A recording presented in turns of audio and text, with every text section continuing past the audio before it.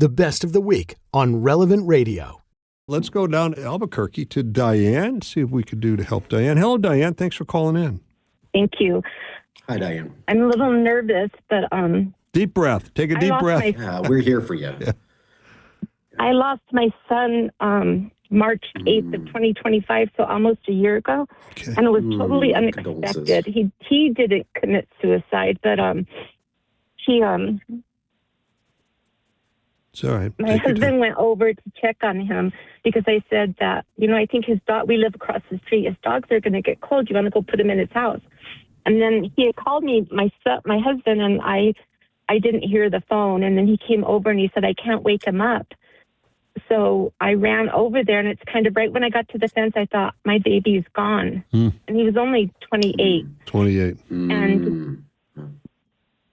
And as a mom, you go through, everybody who loses someone, coulda, shoulda, woulda, but Sure. There were times that, more than once, that I kept thinking about, if I could just go to sleep and not wake up, all this pain would be taken away from me, and I wouldn't hurt or this much.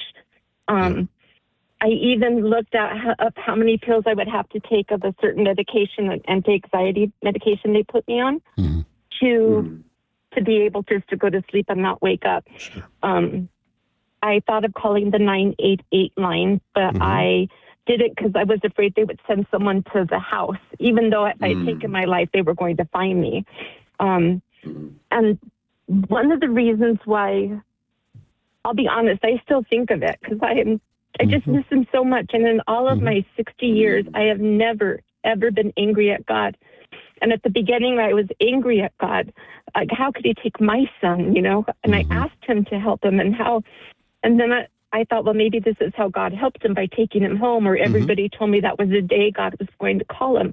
And it doesn't help. But one of the reasons why is that I didn't was because I was afraid that I wouldn't see my son again by taking my own life, because I know it's a gift from God. But there are times that it still crosses my mind. Sure it does. Because you're a mother and you love your son, and you want to see him, you want to talk to him, you want to hold him, you want to laugh with him, for sure. Yeah. Matt. Yeah.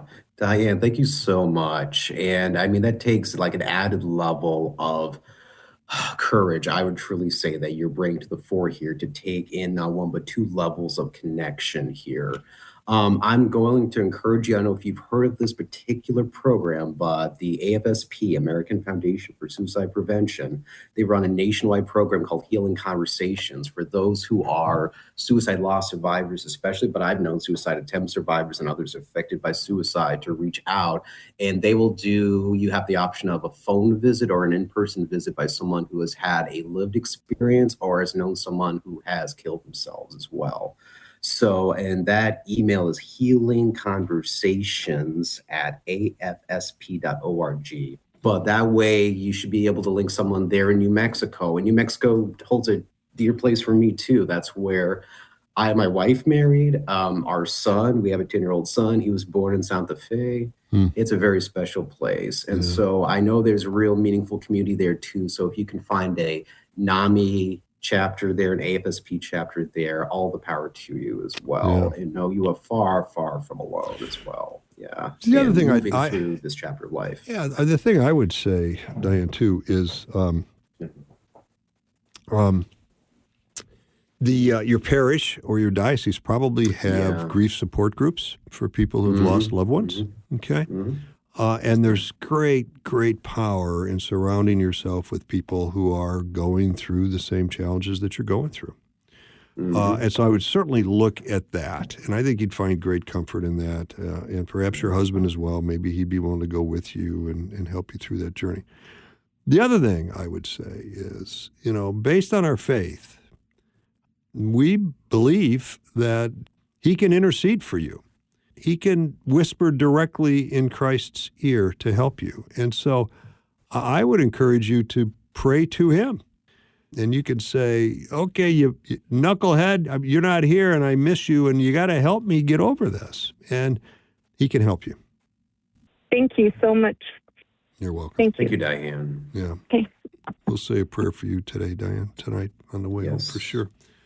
God bless her soul. And the loss of a child. My wife and I've got 9, and we still have them. And but to lose one of those would be really, really difficult. I know so many couples who have lost a child, and some who have lost them to suicide.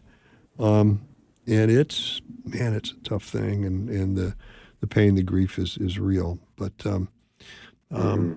it's manageable, and you can get to the other end of it. You just need to. But it's not harder if you're going to try to do it alone. You need to surround yourself with a support group. Matt, at the break, we were talking about the numbers 988. What do those numbers mean, my friend? Excellent. So this is an update as of at least 2 years ago. It used to be a full 10-digit number that the SAMHSA, Federal Substance Abuse Mental Health Lifeline, used 10 numbers, and they decided because 911 is so much easier to remember, why not make it 3?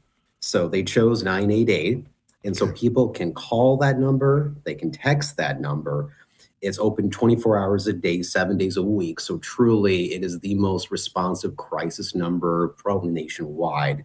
And there's also a chat option if people prefer that at 988lifeline.org as well. Good deal. Yeah, 988. So if you're in that dark place where you just need somebody to talk to, or you know someone in a dark place, call 988 and you will get the help that you need for sure. That was the best of the week on Relevant Radio. The best way to listen to the best of the week is on the Relevant Radio app. Free and always free.